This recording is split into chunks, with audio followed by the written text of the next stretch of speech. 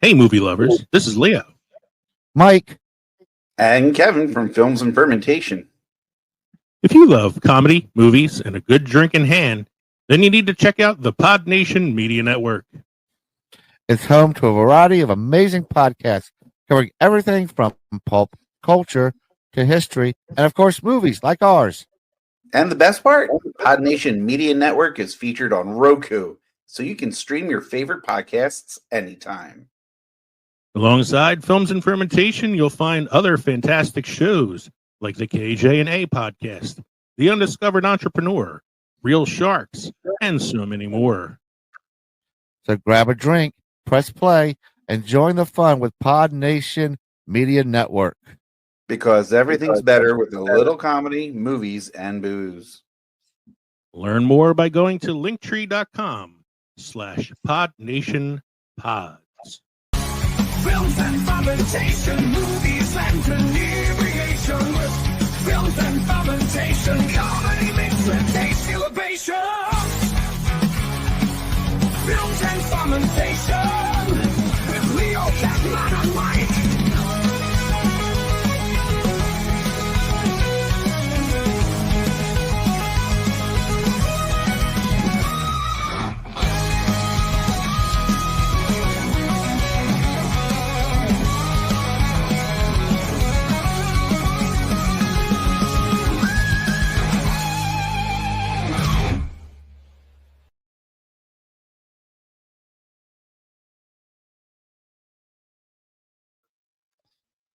Hey, everybody. Welcome to episode 189 of Films and Fermentation. It is Cult Films of the 80s.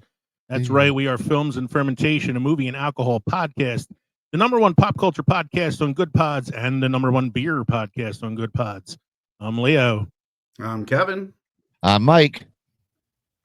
And I'm Cthulhu Jack. And that's Cthulhu Jack joining us once again as a special guest on our show. I was looking it up, Jack. The last episode you were on was episode 164, which means it's been exactly 25 episodes since you've been a guest of ours. Wow, that's fantastic. Well, thank you. Yeah. I'm super happy to be back. I'm happy you're here. Yeah, I think this is the perfect topic for you to join us for. You are a very knowledgeable person when it comes to movies. I bow to your superior knowledge, actually. So this should be a fun one. We're three friends who like to talk shit about movies while getting shit-faced. In this episode, we celebrate the movies that time forgot, but true fans never did. Today, we're diving into the wild, weird, and wonderfully offbeat world of 80s cult classics. These are the films that bombed at the box office but thrived in the VHS trenches, living on through midnight screenings and devoted fandoms. From kung fu rock operas to time-traveling phone booths, the 80s gave us some of the most gloriously bizarre cinema ever. So grab a drink, dust off your old VHS tapes, and let's get weird. Don't forget, you can drop us an email at filmsandfermentation@gmail.com or visit linktree.com/filmsandfermentation to find all of our social media and podcast links. Become part of the Films and Fermentation family. We are now part of the Pod Nation Media Network on Roku. We are an independent podcast, which means we are listener supported. So please consider joining our Patreon for as little as $1 a month to receive members-only content. That's right. For $1 donation, Mike will come to your house to chew bubblegum and kick ass. And I'm all out of bubblegum. Good timing, sir. That's patreon.com/films and fermentation, or you can buy our merchandise at teespring.com. You can also text us at the official Films and Fermentation text line, 904-867-4466. Yes, text us and tell Leo he talks too much. So, Jack, you may not have heard that in one of our previous episodes. Our very first text that we ever got on the text line said, I enjoy the show for the most part, but tell the host he needs to shut the fuck up and let the other two guys get a word in edgewise. Wait, was that Apparently Kevin? That came from a burner phone. I think it came from. I think my wife sent it. That's funny. Honestly, so. Jack, where can everybody find you at? You can just find me on YouTube at Cthulhu Jack Presents, and I'm popping up videos every week. And it's always fun to pick a new one and see what happens with people commenting. Yeah, See my what they like. favorite new addition to your YouTube is the tentacle review. Thank you. You know, it's funny. I did that as a bit of a farce, and then yourself and a few others had mentioned that they actually enjoyed that. So I was like, all right, why not? I'll just keep doing it. So it's kind of fun, actually. So like the last film he reviewed got 7.5 tentacles out of 10. And of course, I have to have the overlay of tentacles grabbing at whatever's on. Yeah, I see the little group of tentacles coming down over the screen. Yeah, it's fun. What are we drinking? What are we drinking tonight, guys? So, Kevin, since you actually did a mixed drink tonight, why don't you tell us what you're drinking? Ooh, I'm going to make it fun. Seeing as how we're talking about 80s movies, my drink is named after an 80s movie. Okay. And this one was directed and written by Robert Towne. It came out in 1988. I'm going to see if I can. I'm going to go with the least known actors in it first. See how well you guys know. Arliss Howard and J.T. Walsh were in this movie. Okay. In addition to Raul Julia, Kurt Russell, Michelle Pfeiffer, and Mel Gibson. Tequila Sunrise. That's what I'm drinking.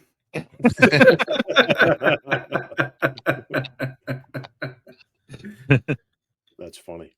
I got it as soon as you said Mel Gibson. I was like, I think I know what it is now because I had a feeling until, but it was just Mel Gibson. Mike, what are you drinking? I'm just drinking one of my Old Faithfuls, Kona Brewing Company's Longboard Island Lager. Nice. Jack, are you imbibing in anything this evening? I'm having a little Kraken rum. Well, the dark rum seems appropriate. I am also drinking a themed drink this evening. I'll tell you what's in it, and I'll tell you what it's called, and you tell me if you can figure out the movie I'm paying homage to. It is Bailey's Irish Cream and butterscotch liqueur mixed together, and it's called A Shortage of Perfect Breasts. Oh, Princess Bride. Yes, it is from the Princess Bride. Now, technically, this is a shot, so I had to extrapolate it a little bit to try to turn it into an actual, mixed Just drink. multiply it by 10. So that's what I did. I multiplied it by 10. So you know what that means. I'm in danger. So, Yeah, I think I put too much tequila in this, but that's okay. That's the way I like it. It's a tequila sunrise. All right. So moving on. This week in film history with Mike.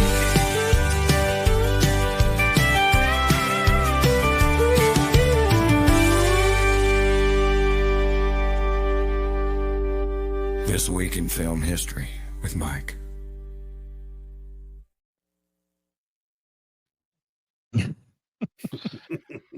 1922, Tarzan the Ape Man release starring Olympic swimmer Johnny Weissmuller in the first of his 12 Tarzan films. I didn't realize Johnny Weissmuller was an Olympic swimmer. That explains the acting quality in these shorts. That's why he was always diving in the water and everything. Yeah.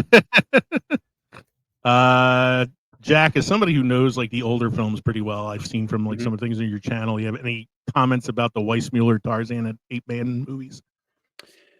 Yeah, I actually did a run of watching some of his stuff probably within the last year or two, and he does get better as they go along. And I actually, watching some of the other Tarzan movies, he definitely has much more of a personality, and I don't know, he's got that kind of look where it's like, okay, he works, So he seems to be the quintessential Tarzan too for the time. But it's just kind of funny because I'm working on a project right now that takes place in 1932, and seeing this made me chuckle. All right, so the big question then is Johnny Weissmuller or Christopher Lambert? Boy, boy. You don't have to answer that question. It's a tough one. It's Weissmuller all the way. It's definitely Weissmuller all the way. I mean, I like Greystoke, but yeah. Did you see the new Tarzan movie, the recent one that came out about 10 years ago now, maybe? The one Well, with With Harley Quinn in it? Good, yeah. I have not seen Robbie. it. Yeah, You they haven't seen changed it? a lot It's got Margot Robbie in it, and you haven't seen it? No, I haven't seen it. Margot Robbie. Yeah, it's they changed some of the character dynamics around, so a lot of the stuff that Tarzan is supposed to do is given to other characters, which is a bit strange. So if you know some of the, if you've read some of the books or comics or any of that stuff, you're going to be a little thrown off. It's pretty bland, unfortunately, even though they have all these effects. And they kind of just retell the same story, which I feel is a problem with most movies now, where they just continually tell an origin story. Yeah. Just tell another story. Anybody who's seen the Disney version of Tarzan knows the origin story. I was going to ask, the recent one have Rosie O'Donnell playing, drums, and Phil Collins Phil Collins writing. Is there Phil Collins writing a song that steals the Oscar from South Park? That's right. God, I wish. No, it's pretty forgettable. It is, from what I saw. Mike, what's the next one you got there? 1939, The Hound of the Baskervilles, first of 14 films starring Basil Rathbone as Sherlock Holmes and Nigel Bruce as Dr. Watson, is released. You get a lot of these from these like 30s and 40s like serial films, man, that like these actors did. Oh yeah, no, for sure. Superfluous amount of films. Now, they were probably under contract. I got a good little story for you for this one. I don't know if you guys ever had this happen to you, depending on how old you might be. I think it was about 7th or 8th grade. This is back in the 80s. This is how cool it was. We had rain days, we couldn't go out in the playground. So it was middle school.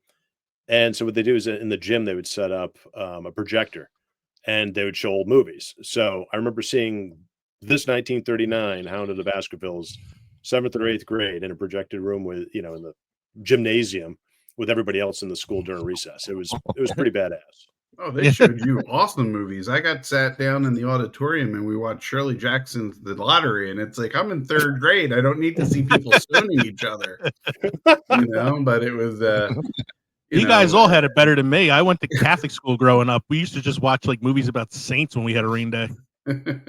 Yeah, it was that Ten Commandments. How many times I've seen Padre Pio? The other one we watched was Murder by Death with Alec Guinness and Peter Sellers. That old. Oh wow! So, I wanted to go to school. Sorry, we had recess. Yeah, what recess? What? We had recess in the gym. There was no movies in the gym. Pull out the big old parachute. They just played dodgeball. What's the next one you got there, Mike? 1968, 2001: A Space Odyssey, directed by Stanley Kubrick and starring Keira Dahlia and Gary Lockwood, premieres at the Uptown Theater in Washington, D.C. This was of course Stanley Kubrick's practice for faking the moon landing. Mm-hmm. Right. Oy vey. Yeah. What's the next one you got there, sir? 1968, also science fiction film Planet of the Apes, starring Charlton Heston and Roddy McDowall, opens nationally in the United States. Of course, this is inferior to the Tim Burton version, right? Hush your damn mouth. Mocky Mock is fighting some apes. What are you doing, ape? Why are you coming after me? How's your mother?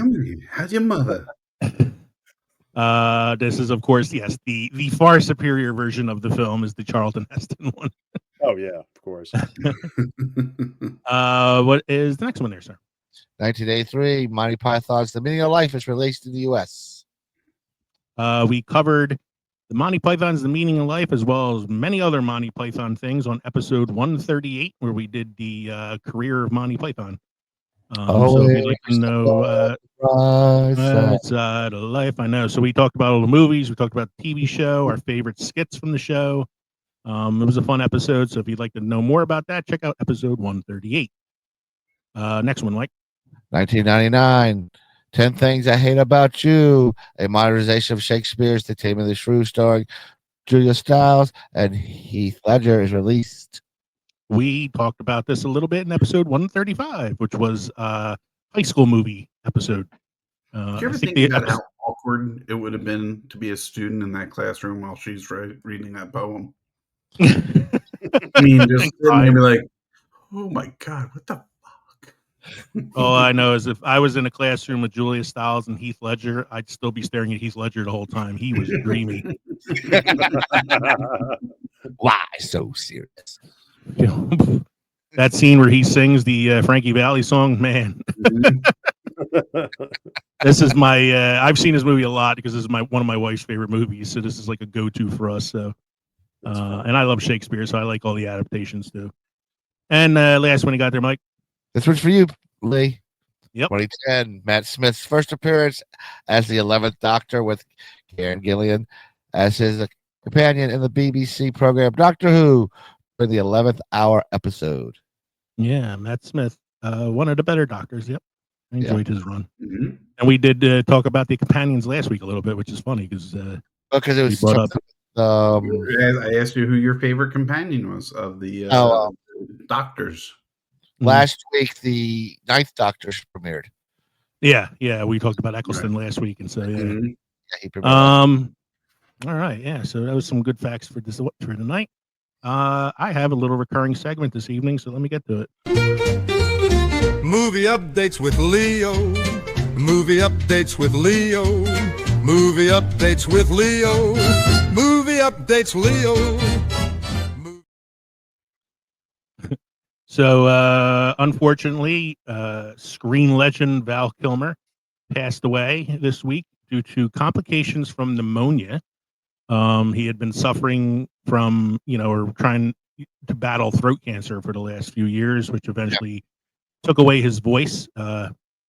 It's strange. His last on-screen appearance was in Top Gun Maverick. He has a cameo at the end, and all of his lines in the film were compiled using old recordings of his voice that were then cut together to create the dialogue that he has in that scene with Tom Cruise. I thought his son dubbed the voice. I think it was like a combination of things because it was AI produced, but it was taking clips from all these different things that he had done to create the dialogue in that scene because he had lost his voice by that point. Gotcha. Yeah, he was 65 years old. Favorite Val Kilmer role? So we were talking about this in pre-show while you were making your tequila. I must have been late. Ooh, excuse me. Sorry I missed the party. But I had said I have a special place in my heart, even though it's a terrible film, for The Island of Dr. Moreau. We mentioned The Doors is probably his best performance. He was great in True Romance. I loved him in Tombstone. Tombstone, he's excellent. He is Doc Holliday for me. Real Genius. Real Genius is a great one. What was the other one? Top Secret. Top Secret. That was his first. Yeah, it was his first film, and then Kiss Kiss Bang Bang is a good one. There's so many you can name. There's so many. Which is Heat. Oh, Heat's amazing. Heat is amazing. They show that scene of him reloading the gun to people in boot camp. It was this is how you're supposed to load a gun, and they showed a scene of Val Kilmer doing it because he does it so effortlessly in that scene. That is an amazing film. Michael Mann is talking about doing a Heat 2. I heard that. I heard that today or yesterday. Yeah, I don't know where they would go with it. No, but go ahead, Jack. No, I was just gonna say it'd be kind of interesting since nobody's really around and everybody else is 100 years old. But I was gonna say De Niro's character was killed in the film. Oh, you know what they'll do? They'll bring back Natalie Portman. She'll be she'll be the Natalie Portman was she was Al Pacino's stepdaughter in the film. Yeah, exactly. So yeah, I mean, and Pacino is too busy popping out babies at 90 years old. You guys thought I was old. There's a Val Kilmer movie called Twix that I watched that Coppola did. I was going to do a review of it, and then I was like, I don't even know if I can review this. It's a very strange film. It's on one of the streaming services. I can't remember where I caught it on, but it's not much more than an hour. It's black and white, but it's one of his last performances. It's a very strange film. Have you seen his documentary that he made? Val, no, I have not. It's pretty good. Yeah, and it's a lot of like personal footage and things like that. It's kind of cool. Yeah, go ahead. Yeah, go ahead. No, go ahead, Jack. No, I was just going to say, I forget. Yeah, it's basically about a writer who befriends Edgar Allan Poe. Oh, I might have to watch that. It's very spiritual. Very he's got writer's block and he's kind of in search of himself, and it's a very interesting movie. I didn't see Megalopolis, but it seems a lot like that, where it just kind of falls apart. But it was kind of neat. It's nice seeing Val Kilmer in something, because I think it was one of the last things he did. Jack, my friend, you did not miss much with Megalopolis. That's what I hear. In happier news, maybe Marvel announces the cast for Avengers Doomsday. The trailer has Robert Downey Jr. sitting on one of those, set chairs, and all the other set chairs lined up next to him, and they all have the names of all the actors in the film. And I'm worried that it's just nostalgia bait. Like, here are some of the names and they're coming back together again, because I feel like they don't really have the plan that they had with that first phase of Marvel. True, but they're using the Russo brothers again. They do again nostalgia bait. No, but they do decent movies. Yeah, unless you count The Gray Man on Netflix. Nobody counts The Gray Man on Netflix. A movie I only watched because Ana de Armas was in it, and even that didn't save it. So yeah, I don't know. I don't know if they have a plan in this phase as much as they had with that earlier phases, but we'll see. And I just added this one today. August 1st is the premiere of the Naked Gun reboot. It's actually like a spiritual sequel and less a reboot, because it stars Liam Neeson as Frank Drebin Jr., son of the late Leslie Nielsen's character. It is a 1-minute teaser trailer, and I was laughing through the whole trailer. It looks so funny. Play it? I didn't want to play it because I don't want to get the copyright. All right. I want to try to monetize the episode.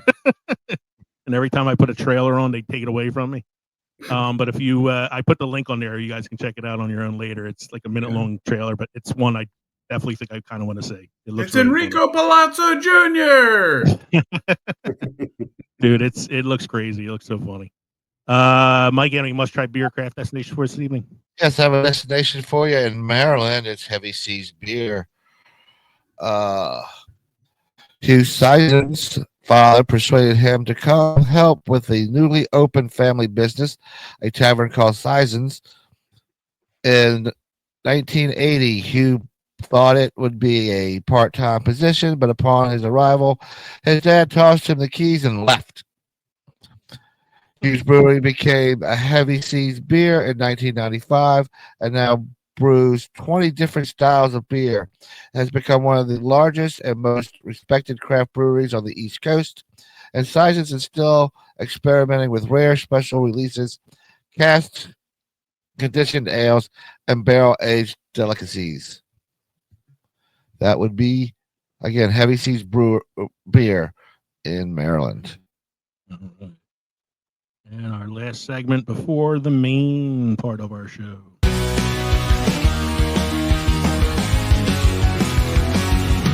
Kevin's here, he's here for beer.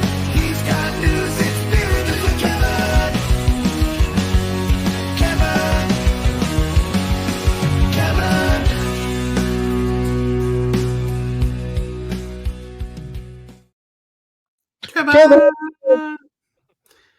Gentlemen, desperate times call for desperate measures. The prices of things have gone up drastically, which causes people to take drastic actions.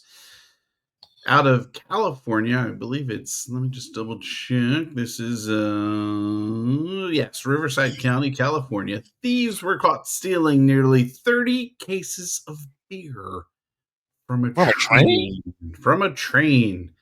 In my head, as I'm reading this article, I'm picturing men with neckerchiefs pulled up around their noses and cowboy hats, and they're riding along the side of the train just trying to get on so that they can capture the 30 cases of beer that are hidden in the vault in the caboose.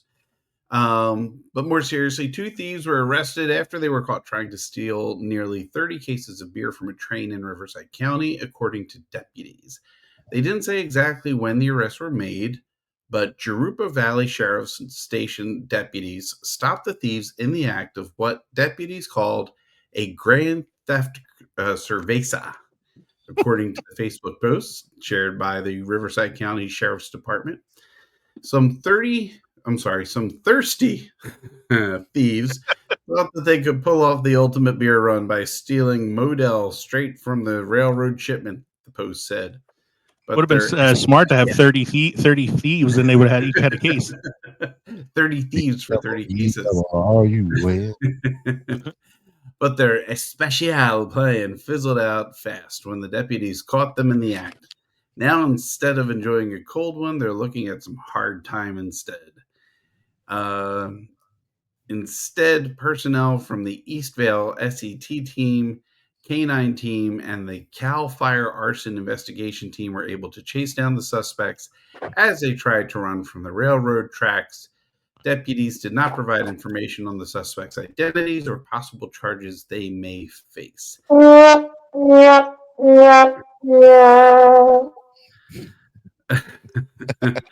There are some photos on the CBSNews.com website which show the suspects being detained in custody along the train tracks, as well as the spilled cases of Modelo Especial beer underneath the rail car. And that's really what makes us sad, isn't it? Yeah. Not the thieves getting caught, but the spilled beer.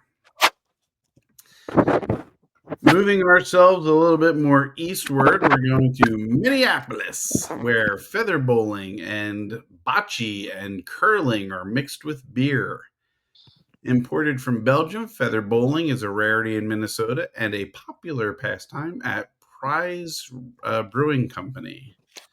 Come on, you stupid thing. Would you just let me read the article? No. You value my privacy, but you just want to sell my information. Yeah. All right. Well, I'll tell you what, gentlemen, that headline kind of says it all, because that headline is all I can say about it, because I can't see the rest of the article without subscribing.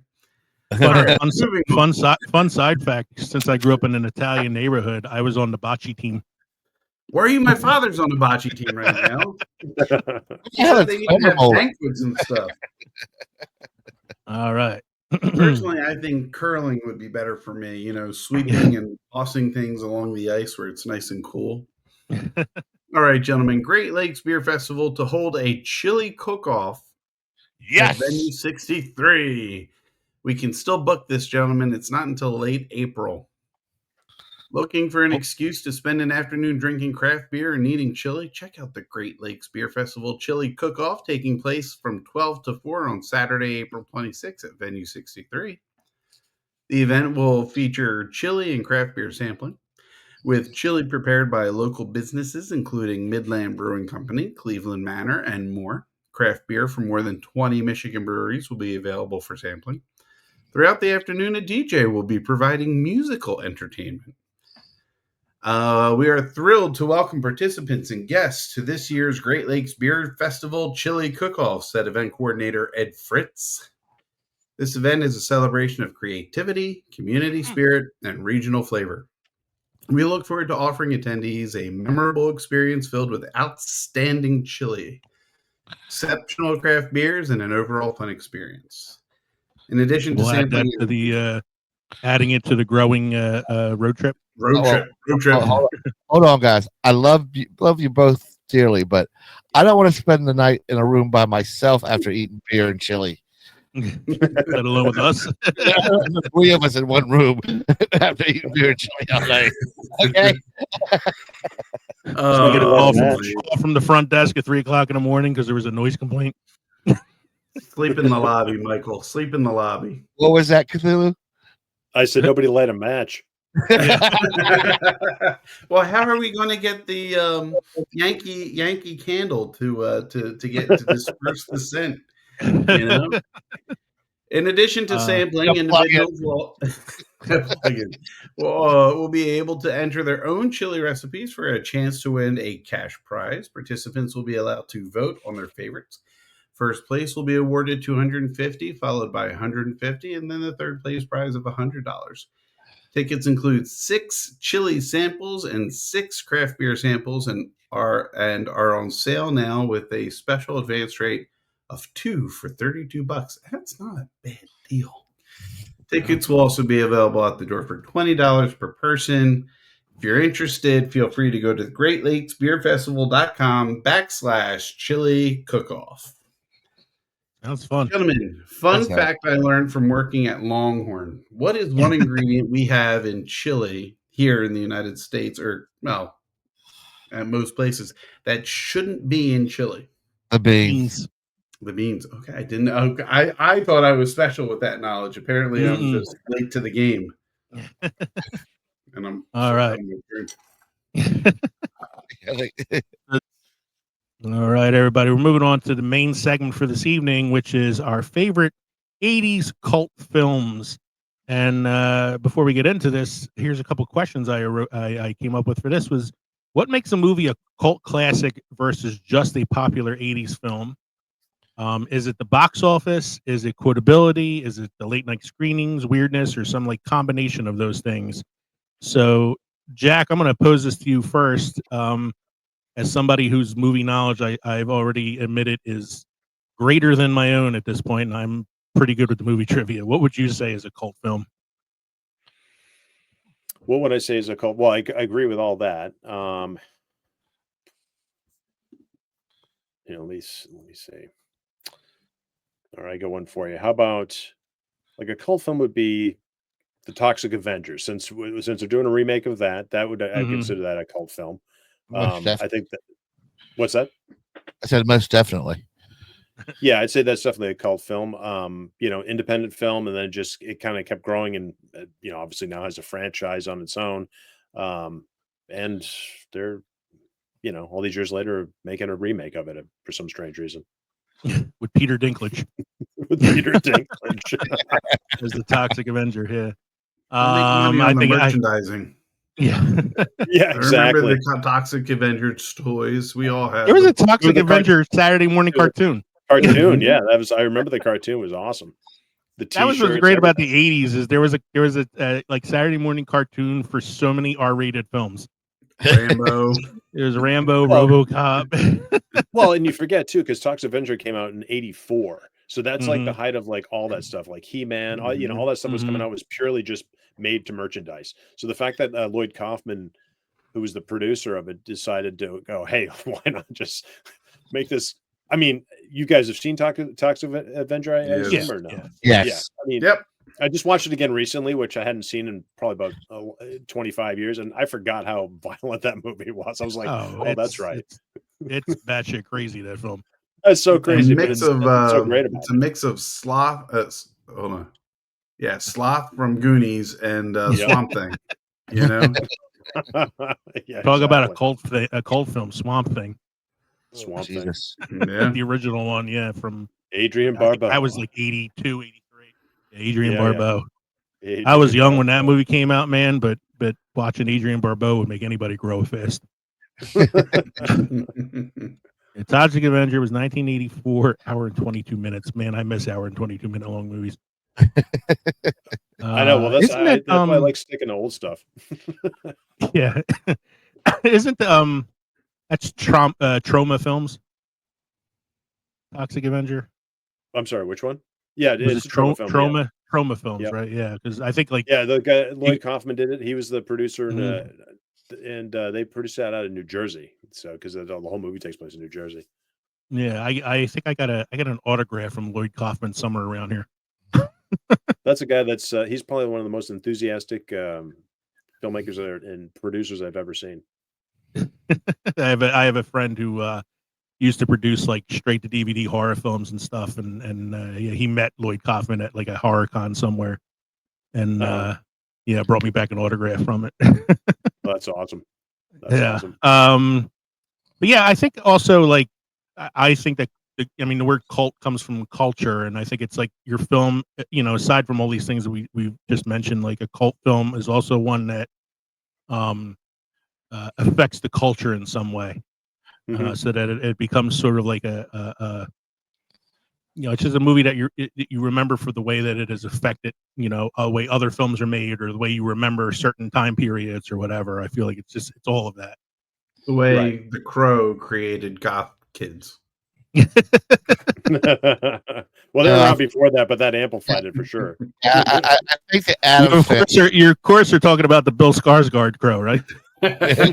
Ooh. Sacrilege. Preach, brother. Unnecessary. Talk about an unnecessary remake. Jeez. All right, so Jack, usually how we do this is when we do our list like this is we kind of round robin it a little bit. So I'll talk about my first one, Mike will talk about his, Kev will talk about his. So what I figured is, we'll do all our first, and then when we get to you, we'll start the game portion of this, which is you throw one out at us that we'll try to guess. Gotcha. And we'll just keep kind of going around like that. So for Kevin, Mike, this should be no surprise that the first one on my list is a John Carpenter film. Well, I wanted to my list, but I knew I wasn't going to get. You were going to get any John Carpenter film from me. So, Big Trouble in Little China, 1986. Kurt Russell. Oh my God, what? I can't get Kim Cattrall. Kim Cattrall. Every like legendary Asian actor who was ever in a movie in the 80s. Al Young. Yep. Al Young and Joel Nakamura. And James Hong. I love anything John Carpenter, and I have on here that we talked about it back in episode 50, all the way back in episode 50. Man. We did a Mount Rushmore episode, and on my Mount Rushmore of directors was John Carpenter. I love everything John Carpenter, even his bad movies. I like I actually have a place in my heart for Ghost of Mars and Escape from LA. A small part. Not his remake, not the remake of The Fog. That was terrible. His version of The Fog, that was amazing. Big Trouble, Little China, Prince of Darkness, Mouth of Madness, everything. I love all things John Carpenter. So should be no surprise that Big Trouble, Little China is on my list. A movie that was a box office bomb, but has the man that I consider John Carpenter's muse in the film, Kurt Russell, because I think they did 4 films together. And it's just so much fun. And I keep hearing all this talk about The Rock wanting to remake it. Oof. And yeah, I say oof because I would say oof too, because The Rock can't get beat up in his films. It's like he just doesn't want that to happen. Yeah, it's like in his contract that he can't lose a fight. I'd rather have redo it. Yeah, like that's not the Jack Burton character. Jack Burton wasn't even the hero of the movie. He was the audience surrogate who just had no clue what the hell was happening. Right. And it was just falling into the adventure. And I remember making my wife watch it, and she was like, "What the hell did I just watch?"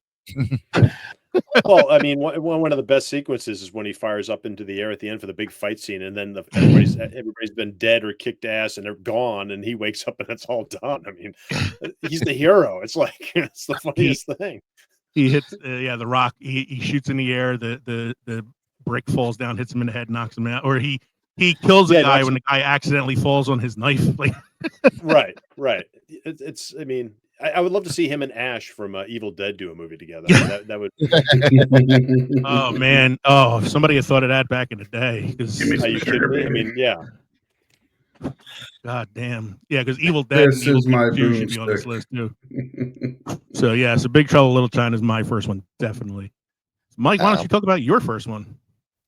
Oh, The Lost Boys. Come on. What's not to say? Vampire flick. A little more than that, Mike. Yeah. I know. I mean, we could talk about how on episode 106 we did a recasting of The Lost Boys. We did. I mean, what I like about our recasting episodes, Jack, is that we would never want these movies to be remade. Oh no, no, But no, it- no, no, no. But it's I a know. fun thought experiment to think about who we would want in these movies if they were remade. So Oh Lord. I don't So I you guys don't you remember. Oh. I don't remember who I did for Lost Boys because that was so long ago. But Well, Mm. to be honest, I would like to see Corey Feldman come back as Corey Feldman now, the way he is on stage, to play that He- character. Doesn't look much different. So No, What did I It's like hear Roger recently? Moore. Corey Feldman. I'm sorry to interrupt you, Jack. no, go ahead. no, it's cool. I heard recently that Corey Feldman had talked in an interview about being up for the part of Arnie in What's Eating Gilbert Grape, and Johnny Depp kind of sandbagged his audition, saying, "I don't get a good vibe from him. I don't like him," and that's when they went with Leonardo DiCaprio. You Wow. know, that could have been the That wouldn't turning surprise me. point. I mean, that happens all the time. It's Yeah. you got to make the chemistry work. Yeah. I found it. I found our Lost Boys recast okay, go for it. for the Michael character, Jason Patrick in the film. Both Mike and I chose Timothy Chalamet. And Kevin chose Joe Keery from Stranger Things. The Corey Haim character, Kev chose Julian Dennison from Deadpool 2. And I chose, and Mike and I had a lot of the same ones in this. I had Roman Griffin Davis, who was in Jojo Rabbit, Mhm. as the Sam character, the younger brother. I'm not going to go through all of them, but we had some interesting ones on here. Who's the Kiefer Sutherland character? So Yeah. the Keith Sutherland one, David was Kevin chose Chalamet for that one. Mike that's chose right. Mike chose Austin Butler, who I think is a really good choice. And I Yeah, chose cool. John Boyega because I was going for a little different Diversity. take on it. Yeah. That's funny.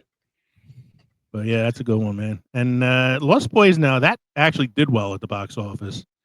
hmm Yeah, I think it's, But it was a cultural I Yeah, look I at it from the cultural impact point. Yeah. yeah, I think it got bigger as it after it hit after the theaters. I think They're a still lot making fun. They're still making fun of the saxophone playing guy nowadays. I think Oh my God, yes. I think a lot of these movies became more cult classics because of HBO and how they just reran the same movies all the time. Yeah, and also the popularity they had in video stores and things like that. Yeah, Lost Boys is a great one. Kev, I'll let you take your first one here because this was one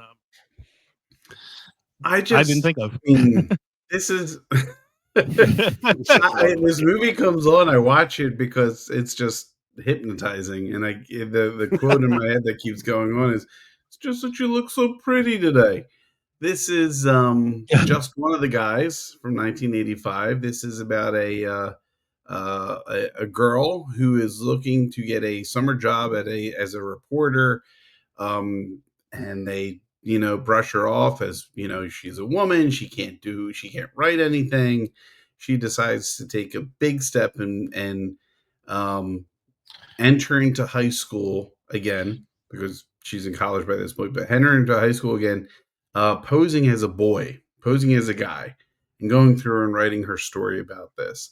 And through the process, she gets picked on by guys because of she's not quite a guy, and she befriends a guy and she ends up falling in love with him. It's a fun movie, and probably my first exposure to just a woman, girl just going, wham, and opening up her tuxedo to show off, proving that she's a girl to this guy that she's, infatuated with. Nobody of any consequence stars in this that we know of, aside from Carolyn Finn. Joyce Kaiser, Billy Clayton Zapp is Romer. in it. Who? Billy Zapp. Oh, wow. I Johnny. mean, Johnny. Okay. Yeah, so Johnny. I was waiting for the boobage comment because I the thing that I remember most vividly. That's from the what we film. remember, because it came out in 1985 and we were, 7 and 8 years old. I mean, my first exposure was Phoebe Cates and Ridgemont High, but Yeah, there you go. This is a close second. I'm just a little older than that. I was 11. In 1985, I would have been 8. yeah, 8 years old. Yeah. I would have been 11. Fast Time should have made this list. Sorry. But anyway. Just one of the guys. Anyway, let's get to Jack's first. Really quick. Go. I'm sorry. Fun fact: there was a sequel made, or at least a spin-off made called "Just One of the Girls." Clever. Which had Corey Haim and Nicole Eggert. Wow. Yeah. Does he like whip his mule out at the end of the movie to like prove everybody he's a guy? Well, he definitely puts on a wig and becomes a cheerleader. But they should. It's like that's kind of like how White Chicks is the sequel to Soul Man. Hey. Nobody picked Soul Man tonight. Yeah. We talked about that in our James Earl Jones episode. Oh boy. I'm sorry, I didn't mean to interrupt you. Go ahead. Yeah, we'll go to I didn't first say one anything. here. No, I'm good. Yeah, so do you want me to give you a couple of actors, or how do you want me to break this down for you? So you can guess. However you want to do. Start with the actors. All right. I'll give you the year. How about that? Okay. That'll help. It's good. 1986. Okay. 1986. And we've got where do they go? Make sure I get everybody correctly here. All right. So Jeffrey D. Munn. Do you remember Jeffrey D. Munn, Walking Dead? Mm-hmm. He's in Walking Dead. He's in this movie. He plays a sheriff. Then we got Jennifer Jason Leigh, who's the female lead. No. C. Thomas Howell. Anyone? No, not there yet. Not there yet. And the star of the movie is Rutger Hauer. Rutger Hauer. Oh. Jennifer Jason Leigh. Jeffrey DeMunn. Jennifer Jason Leigh. Jennifer Jason Leigh. Oh, God. And I'll say that C. Thomas Howell admitted that he was actually afraid of Rutger Hauer on and off the set because of Hauer's general intensity. All right, trying to think of my Rutger Hauer 80's films. I mean, the obvious Blade Runner. is Blade Runner, but it's definitely not that That's one. not Blade Runner. Not Blade Runner. It's not Lady Hawk. It's not Split Second. It's not Buffy the Vampire Slayer. It's not Blind Fury. Not Blind Fury. Blind Fury.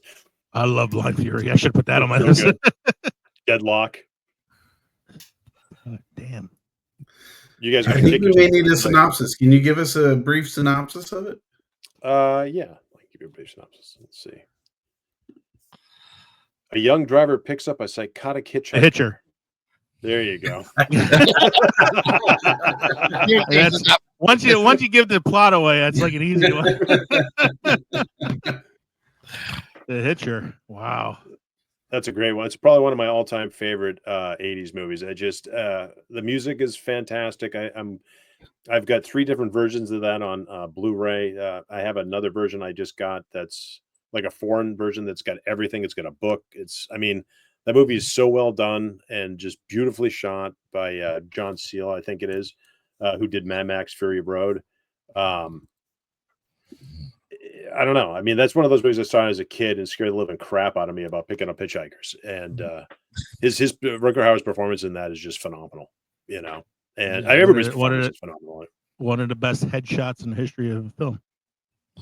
Yes. Did you see the remake with Sean Bean? No, and I love Sean Bean, but I couldn't do it. There's worse remakes of films. It's not the worst remake, but it's not, again, it's not Rutger Hauer. Let me guess, Sean Bean died in it. Yeah. Exactly. It's shot in the head. You can find out more about that on our Sean Bean episode where we did a bracket on the best Sean Bean death scenes. The field. That was like episode 13. That was a long time ago. All right, my second one on my list is my drink inspiration for tonight. We talked about this in episode 139. As you wish. Yes, As You Wish was on our romantic quotes bracket in episode 139. Not much else I can say about The Princess Bride. I love this movie. It's a comfort film. It's one that I've seen a million times. It's Anybody one that want I can. Anybody want the peanut? I go watch this in my head. I know it so well. Like I don't have to put it on TV. Yeah, my drink is from the scene where she's about to stab herself with the dagger, and Wesley's laying on the bed, and he's like, "You know, there are a shortage of perfect breasts in this world. It'd be a pity to ruin yours." And so, just so many. Yeah, it's just such a quotable. It's a film that did poorly at the box office. Hello. Like, made very little money. But has become, you know, thanks like you said, Mike, to like Showtime and HBO and runs and VHS and all that stuff, became a monster hit and a movie that people remember fondly, even though they didn't want to go to see it in the theater. Just an endlessly quotable film. Inconceivable. Inconceivable. I don't think that means what you think it means. Yes, in fact. You keep using the word. I don't think it means what you think it means. One of the things I love is like how, like, honestly, when this movie came out, I don't think it had, and this is why it's a cult classic, it didn't have as much popularity, but everybody has seen it and everybody has loved it to the point where you have, what was it, during the pandemic, maybe shortly thereafter, or yeah, you had actors and actresses at home filming their own scenes from it, and they compiled it into like most of the movie. And that just like tickled me. That just warmed my heart to see Pedro Pascal and various other actors and actresses doing various scenes. It was just funny. And Carrie Elways going on tour with a one-man show where he talks about The Princess Bride.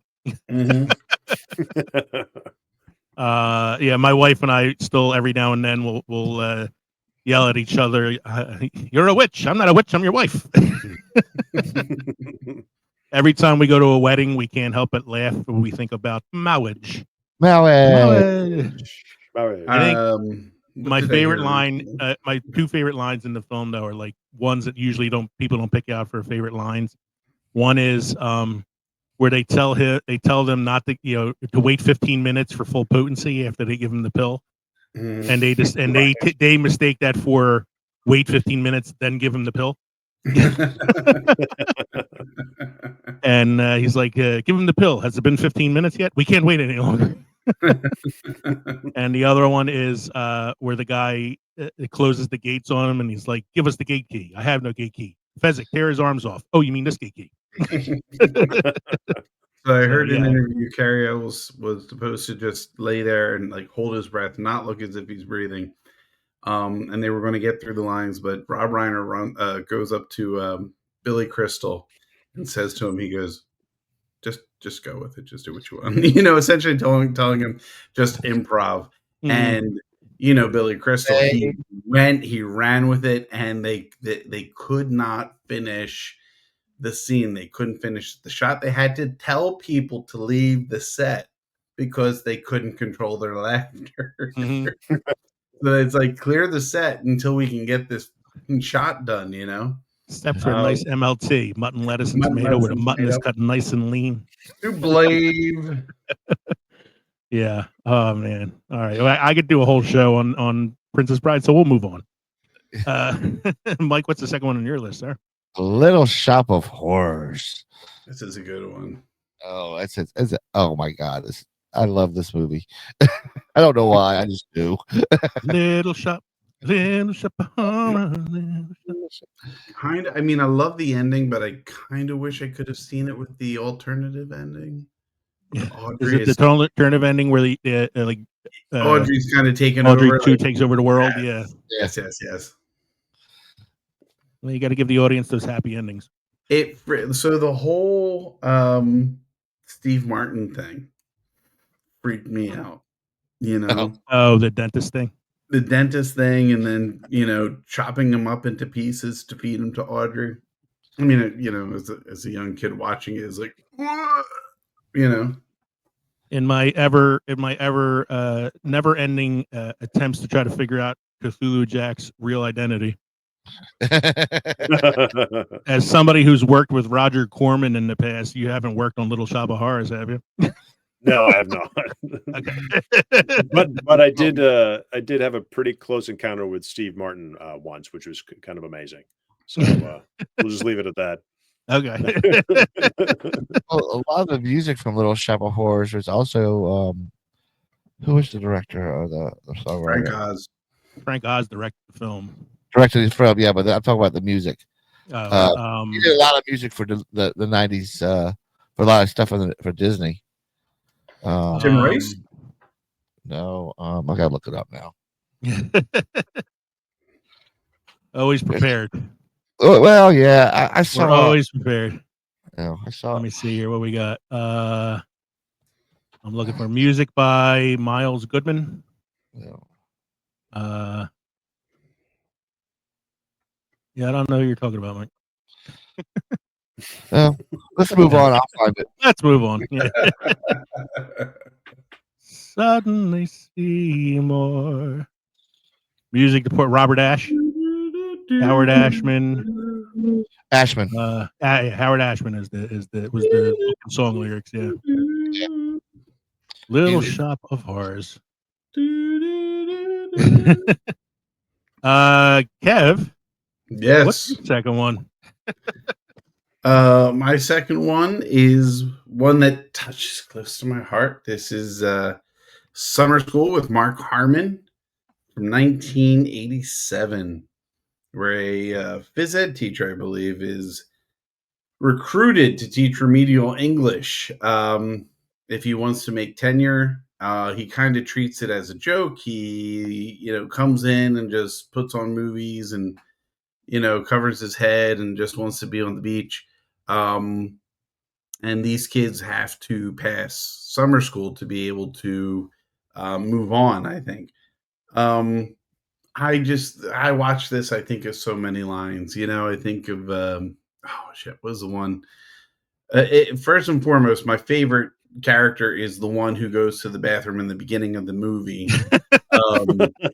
Does the best on the test, ends up showing up at the end of the movie, and he's like, "Who are you?" He goes, "I'm this guy." He goes, "Where have you been?" He goes, "I was in the bathroom." He's like, "For 8 weeks?" He's like, "My zipper got stuck." And then ends up doing the best on the test. He got a 90 on that test. I mean, the iconic scene from this is probably the scene where they do the special gore effects to scare the substitute teacher. Mm-hmm. Oh, it's the best scene. Yeah. Yeah, it's a great scene. And introduced us to Courtney Thorne-Smith, who was smoking in 87. I said between this movie and Revenge of the Nerds Part 2, I had some early stock in Courtney Thorne-Smith. This also introduced us to Shawnee Smith, though, who we'll remember from Saw. That's and right. we'll remember from The Blob. what was that John Candy movie? Not Delirious. John Candy movie. Shawnee Smith. He's a private investigator. Who's Harry Crumb? Yes. Yeah.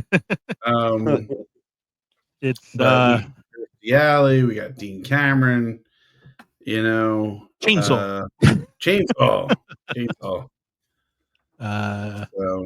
I love Summer School too. It's not a great movie, but it's an okay movie. It's an okay movie, but it's a fun movie. It's a fun watch. Yes. It's got a lot of vagina in it. And by that I mean the actress who played her in Austin Powers. We talked about it a little bit in episode 72 because we did an episode on summer films, and this was one of them. Yeah, that's a good one. See, I tried to there were so many I wanted to put on my list that I tried to lay off of because I knew you guys would cover some of them. So I tried not to steal too many from you. So.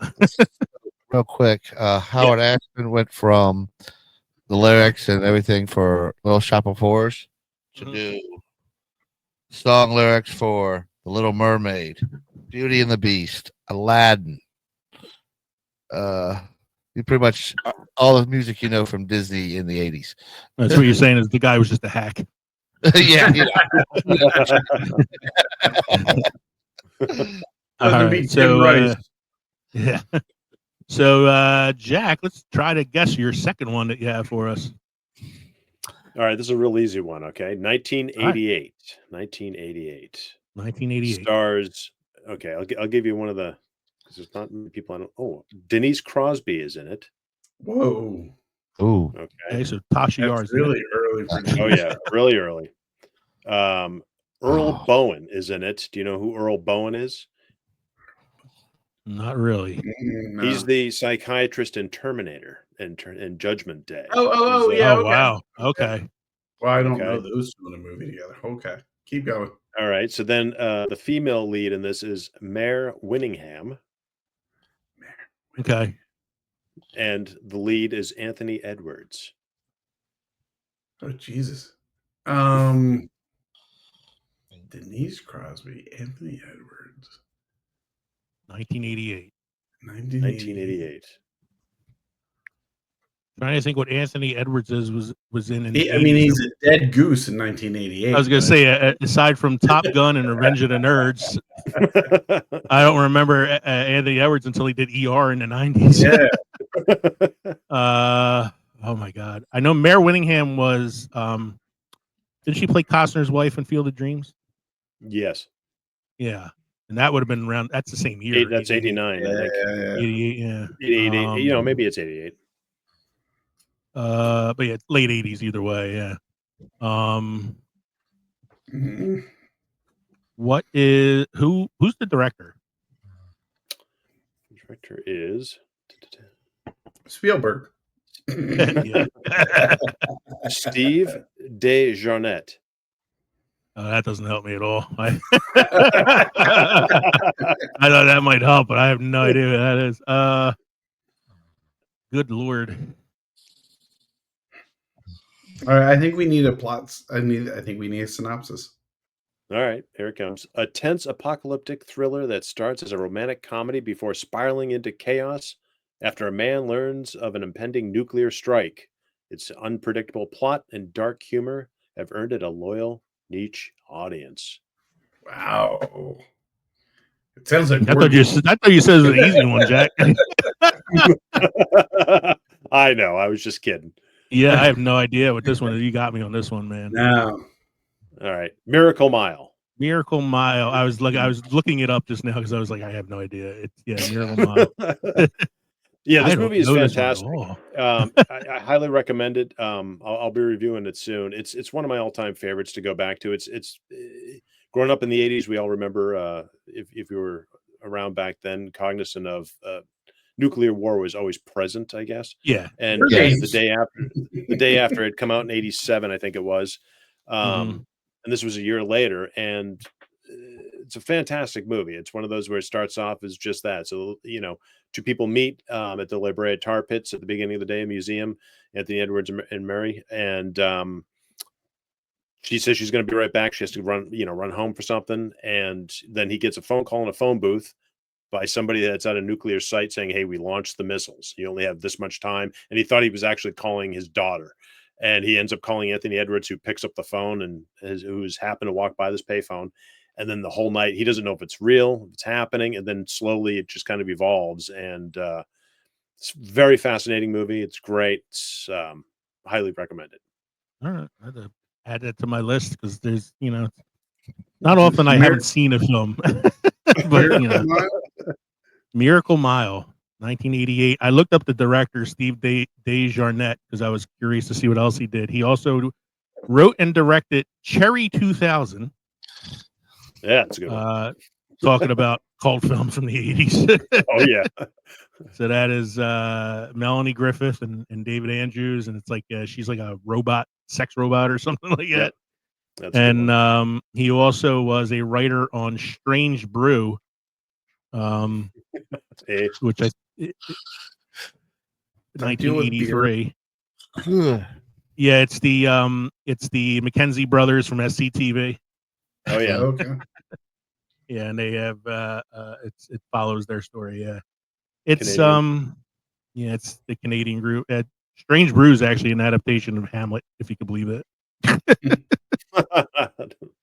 That's a good one though, man. That's Miracle Muhammad. I had to write that down and check that one out later. My third one is, of course, another John Carpenter film. My second favorite John Carpenter film, the one that I've seen probably the most, though. It's They Live. And Yes. I mainly saw this when it came out because Roddy Piper was my favorite wrestler.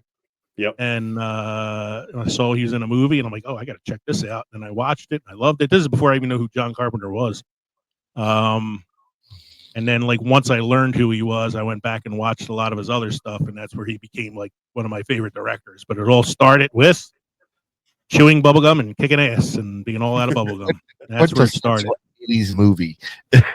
What'd you say, Mike? It's a quintessential 80's movie. It is a quintessential 80's movie, Reaganomics film. Oh, yeah. Consume. And the beautiful Meg Foster with her alien-like eyes. Meg Foster, yeah, man. My first Meg Foster was Masters of the Universe, where she played Lynn. Yeah, and then she was in Blind Fury with Rucker Howard. Yeah, playing a blind person. They Live, man. I love They Live. And my favorite line though is like everybody knows the chew bubblegum kick ass line, but oh god, what's the line? Life's a bitch and she's in heat. You're okay, huh? You fucking ugly. I like the line at the end with the lady, the girl's on top of the alien, and she's like, "What's wrong, man? What's wrong, baby?" That's a. Oh God, I love John Carpenter so much. I'm gonna move on because I will talk about that. That's another one I'll talk about all night. So move on to Mike's third one, which we talked about in a Films That Time Forgot episode 105. It was a Films That Time Forgot episode. We had our friends from the All Hallows Eve podcast on that episode. Yep. And Mike talked about this one, sir. Highlander. Love this film. Love this film. The only one. There could be only one. There should have been only one. Yes. Not a fan of Highlander 2, The Quickening? Or the TV series? The TV series actually wasn't too bad. Well, I remember I had seen Highlander around, what was it, high school, I guess. And I was in college when the second one came out. And a bunch of my buddies and we all went up to it. And we could, suddenly it opens them on another planet and everything. We're like, oh, come on, really? The best part of the movie is the fact that you don't have that backstory. I mean, you have the backstory, but you don't have like the entire backstory of like what they are. You know what I mean? Yeah. And that's where does the power come from? Yeah. It's like, who cares? Yeah. It's like the whole idea about somebody just being immortal is pretty awesome. You know? I'll tell you what, I saw Highlander 2 first. Oh, that's horrible. I came to Highlander, the original, a little later because you must have been so confused. Yeah. I was just as so confused. much exposition in the first movie. I was just as confused in the second one as I was in the first one by the fact that the Spanish guy was played by a Scottish guy, and the Scottish guy was played by a guy from Belgium. That's funny. Again, he was Scottish by way of Egypt. He was Spanish by Egypt. He worked for the Spanish crown, but he was Egyptian originally. That makes it more plausible.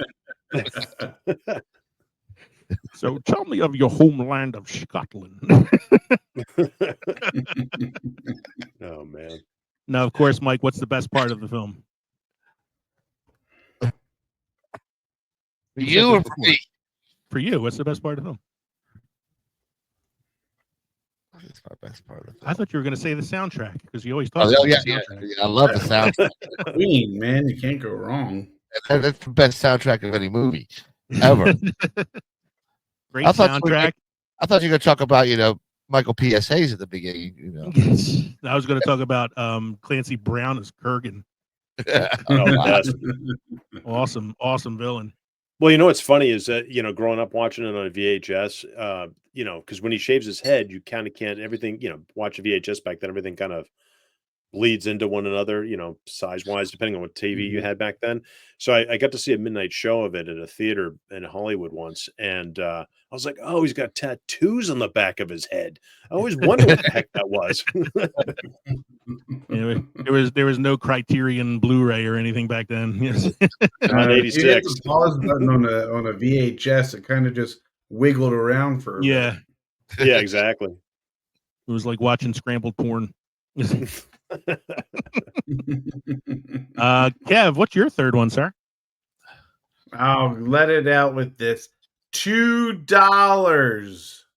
You owe me $2. Mine Such a is great Better film. Off Dead, starring John Cusack, David Ogden Stiers, Kim Darby, Demian Slade, Diane Franklin. Not a bunch of. I mean, we all know Curtis Armstrong, right? I mean, everybody knows Booker. Yeah, I know. Yeah, But I know Frog's bread. Vincent Chiavelli as the creepy guy on the train from Ghost. Elizabeth Daly, who really, I mean, I think of as Elizabeth Daly, I think of Pee Wee Herman. This is look. You talk about John Carpenter and quintessential 80s movies. Same thing can be said for John Cusack's teenage years. Between One Crazy Summer, Better Off Dead.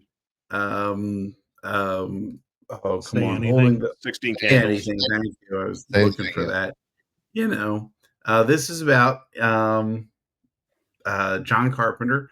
Not John Carpenter, sorry. Man, I've had too many of these already. John Cusack is a guy. His girlfriend just ditches him for a ski jock. And this sad sack of a high school student he's befriending a foreign exchange student.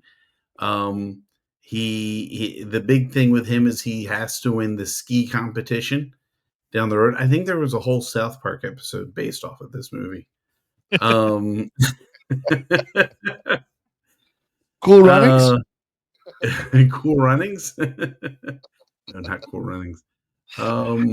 Yeah, so this is one that stands out to me. Honestly, any John Cusack movie that took place in the 80s. Any movie he plays a sad sack who's unlucky in love. Unlucky in love. Yeah. Girlfriend dumps him. Yeah. Doesn't he have the little brother who's reading a book called How to Pick Up Trashy Women or something like that? My favorite, between his brother and the postman showing up all the times, like you reading the smut, and the kid builds a rocket in the garage. It's the best. The mom, I love the mom's cooking is the best too. Everything's French. We've got French bread, French dressing, French fries. How they treat the foreign exchange student with little what was the character's name? Little Billy? No, but he was the big kid. Little Ricky. That's it. Oh yeah, it was. Well, I mean, that was kind of a staple of 80s films too. Is that so socially sensitive foreign exchange student character. The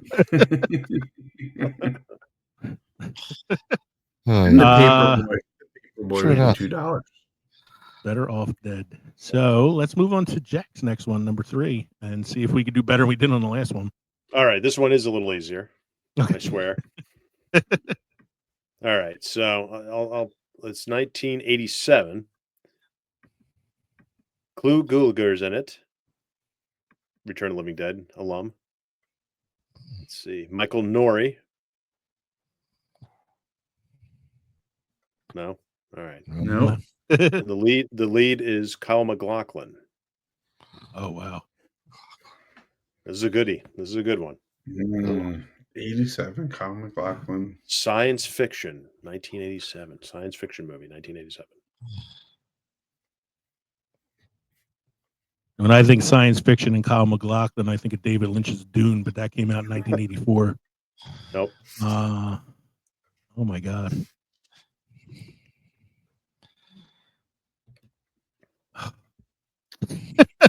That's what I said, man. I knew you were gonna right. you were gonna find a way to stump me, sir, because you are good. All right. So, do you want me to go ahead and read the synopsis?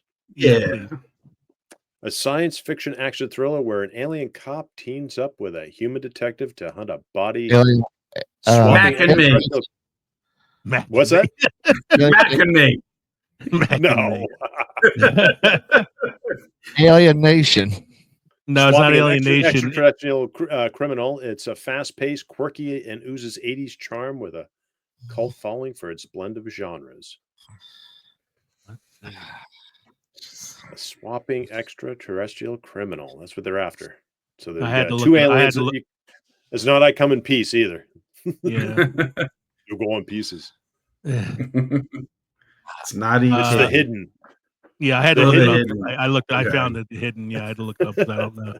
Alienation, Wow. Mike, was James Caan and Mandy Patinkin. Yeah, yes, it was. And that was 88, yeah. I think, is when that came out. So Yeah, so the I hidden's a great know little, of this. I know of this film. I've never seen it. this is another one that ran on cable 1,000 times over back then. I don't know how many times I've seen this movie, but I own it on DVD, and it's just a fun 80s. It's funny because it says 87. It feels more like Lethal Weapon era, 85. You know, Mhm. yeah, this is a wild, crazy movie, and seeing this and then going from this to Twin Peaks is pretty funny because you're like, oh, there's a lot of similarities here. But, Yeah, I heard Kyle great little flick. MacLachlan. I was hoping you were throwing me a curveball and it was going to be like Blue Velvet or something. But No, I'm sorry. once you said sci-fi, I was like, oh, I'm done. I don't have this one. Nope. I gotta keep track of all these so I could watch these later. The Hidden. Wow. I know I've heard the name of this film before. But I've never seen it. I have to check this out. These guys make fun of me all the time because of how many movies I watch. And how often I'll say, "Oh, I saw that," and I'll be like, "Oh, of course you did." So when you know how when Netflix has different categories. Leo has one for obscure random movies. They'll just suggest them to him. Like the one I watched for last week's show, Jesus Christ Vampire Hunter. Exactly. Oh, nice. But yeah, when I find a gap in my knowledge, I'm excited by it because it gives me something to watch now. My next one, this is fourth on my list, even though I have 6 on my list and everybody else has 5. I had to put this on there because nobody else took it at this point, and I'm like, it has to be on there because this is definitely a cult movie. This was one that did not do well in the box office, but again, because of cable and VHS and all that stuff, it became a film that many people know and love. It has early on-screen appearance from Jennifer Connelly. You talking about The Babe? What about the Babe? Babe with the with power. Power of voodoo. You do. I do. What? The power of the Babe. It's Labyrinth from 1986, starring Jennifer Connelly, David Bowie, and David Bowie's crotch. Nothing. Tra la la. The Bog of Eternal Stench.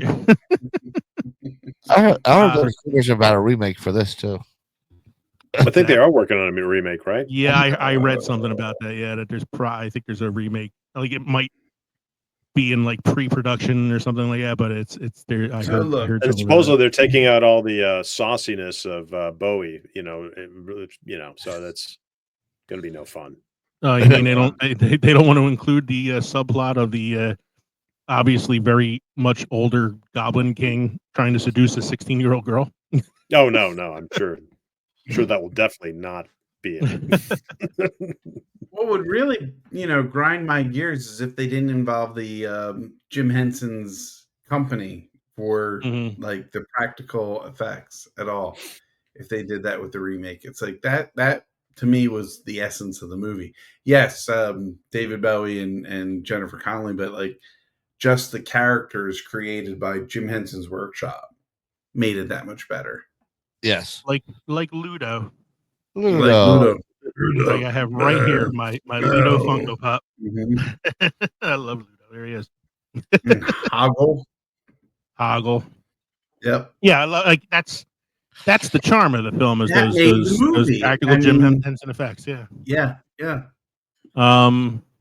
Yeah, I would hate if it was a remake and it just doesn't live up to the original at all. It's How such a crazy great would film. it be if they got Jennifer Connelly to play one of the parents that leaves the daughter with a child? Maybe you You can know? do a gender swap thing, and she could be the Goblin Queen. Mm, There you go. That'd be cool. Yeah, that that'd might be be cool. might make it a movie I would watch, but Oh, come on. You'd watch it even if it wasn't that way. I love Jennifer Connelly. Yeah, I can't. Mike, what's your next one there? This was one I was like, oh wow, I haven't thought about this movie in a while. The Presidio. That's right, Movie. that's late 80s, yeah. Second movie with Sean Connery and And Mark Harmon.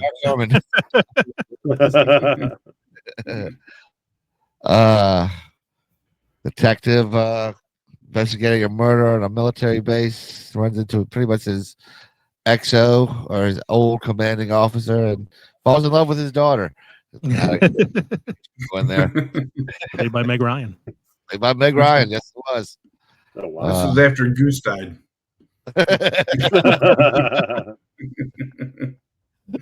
She ran into the arms of the guy that would one day run the NCIS. Another movie where Sean Connery plays a character who has a mysterious Scottish accent. He's a U.S.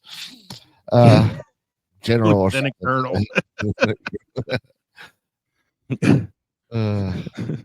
I'm a Well, later he Lieutenant moves to Colonel. California and investigates an Asian murder in a business venture with Wesley Snipes.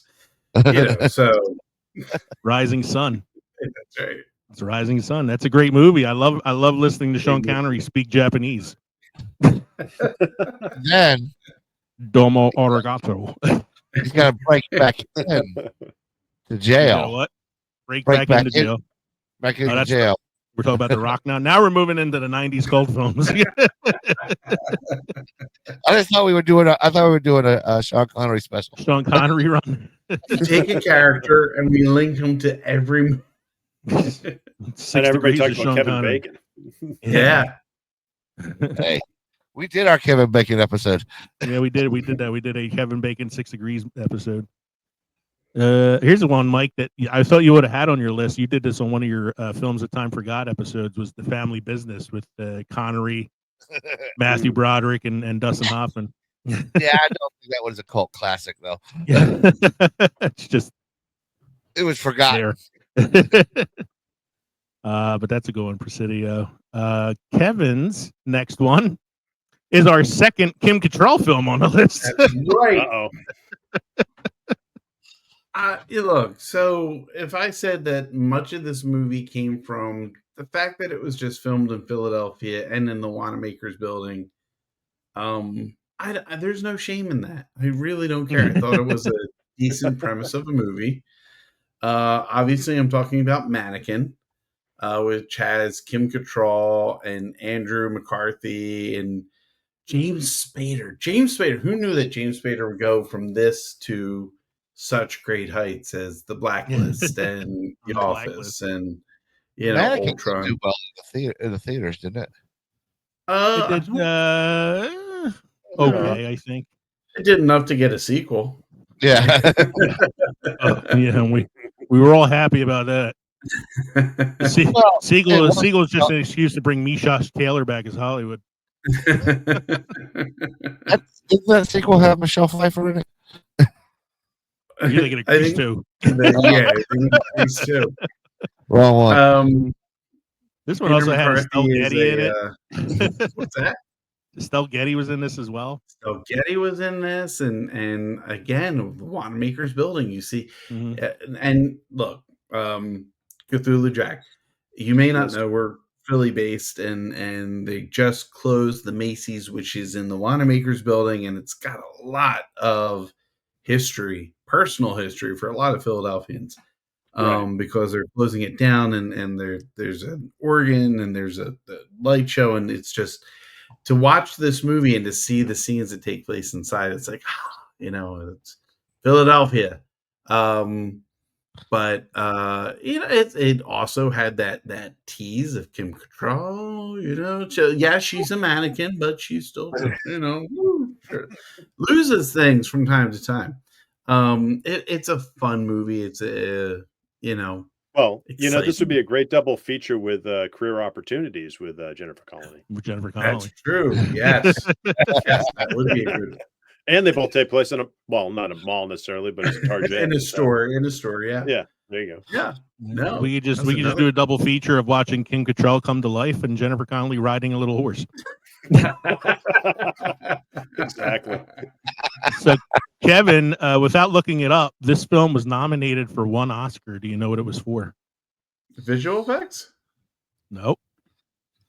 Soundtrack? It was nominated for Best Original Song, Nothing's Gonna Stop Us Now. Nothing's gonna stop us now.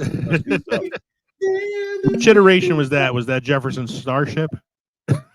Yes. That was Jefferson Starship, right? Yeah. Yes.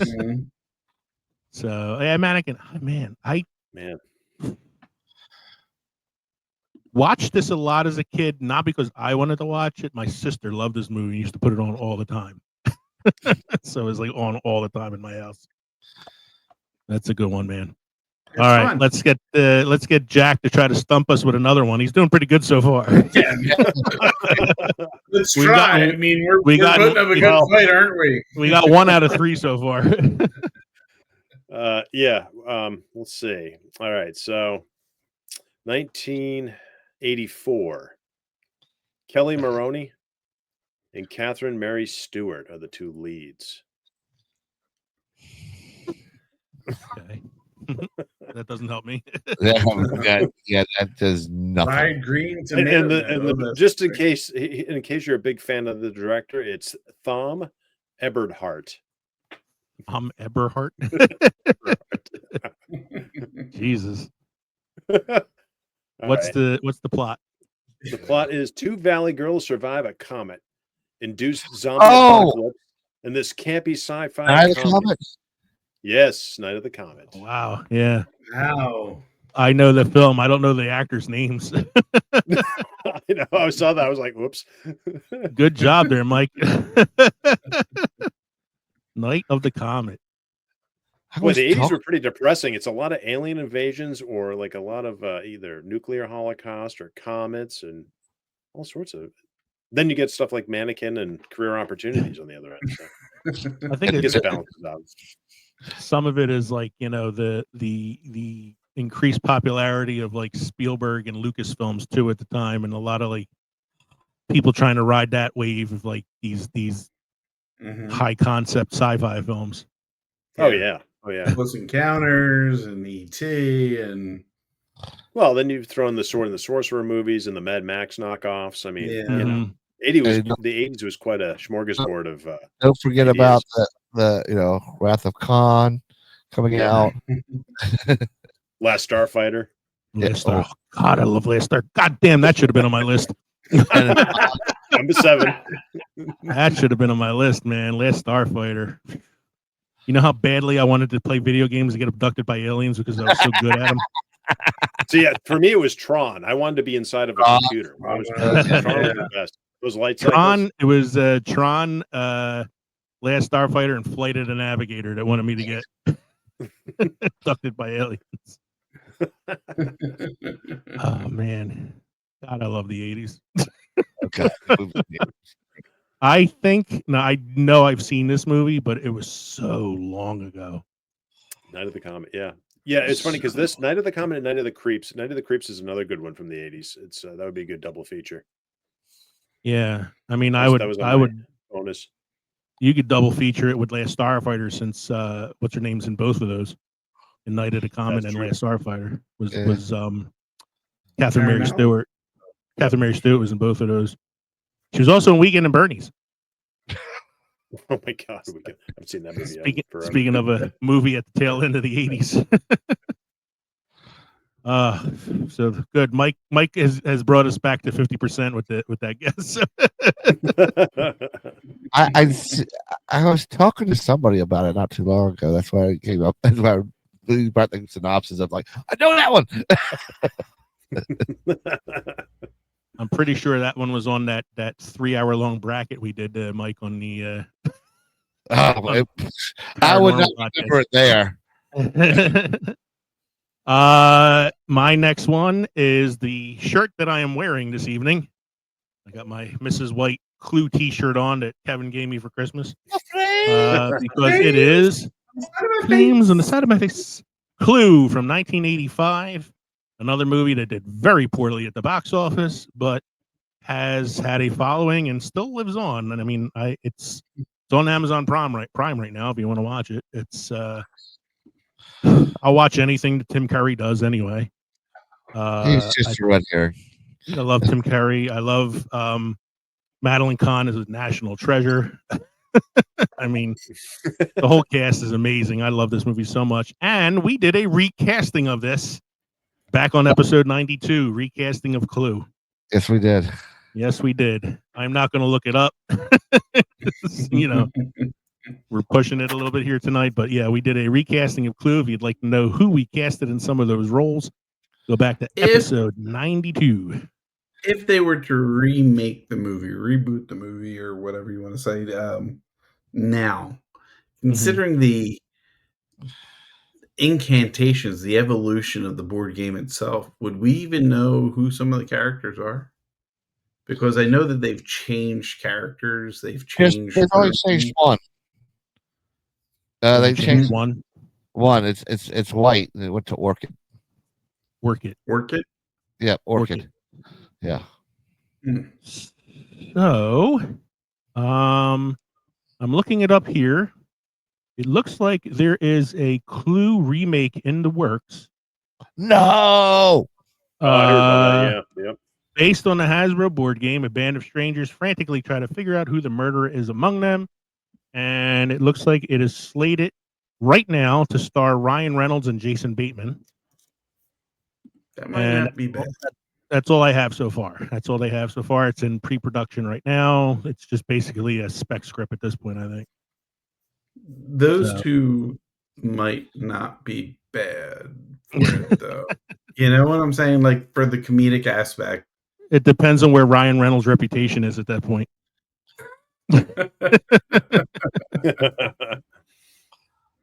So, yeah, I can't say enough about Clue. Another one I can do a whole episode on. Mike, your last one on your list here. I'm disappointed I didn't put this on my list since it is the ringtone on my cell phone. It's like the cinema. It is the 80s. Cult film. It is Peter Weller, Jeff Goldblum, Clancy Brown, John Lithgow. Who else am I missing? Christopher Lloyd. Oh my God! Then there's like a whole cast of B characters that are in that. Yeah, I mean this is a quintessential 80s cult film. Yeah, The Adventures of Buckaroo Banzai Across the Eighth Dimension, 1984. I mean everything you need to know about this film as far as how 80s is it is in the description of the main character, Buckaroo Banzai, who is a rock star, physicist, and brain surgeon. Adventurer, brain surgeon, rock musician. Buckaroo Banzai. So, yeah, I was disappointed. I forgot about this one because it's my ringtone. Look at that cast, though, man. Ellen Barkin, Peter Weller, John Lithgow, Rosalind Cash, Christopher Lloyd,